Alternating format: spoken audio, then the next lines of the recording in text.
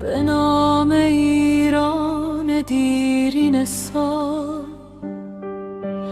اهورا خداوند جاه و جلال.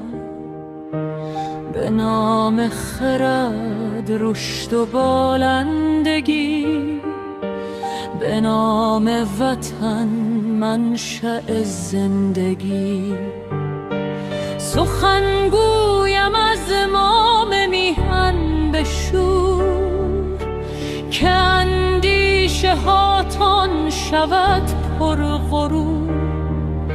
ز روزی که آتش به شب راه یافت، و عقل از دل ترس مهنا شکافت. ز جمشید فرهنگ آیین و داد، ز فریاد کاوه، ز آهن ز باد، ز ضحاک بیداد و مار دروغ، که در مشت مردم فرو ریخت سوگ. در آن مشت درفش از نفس جان گرفت، و ملت ز سلطان نشان گرفت.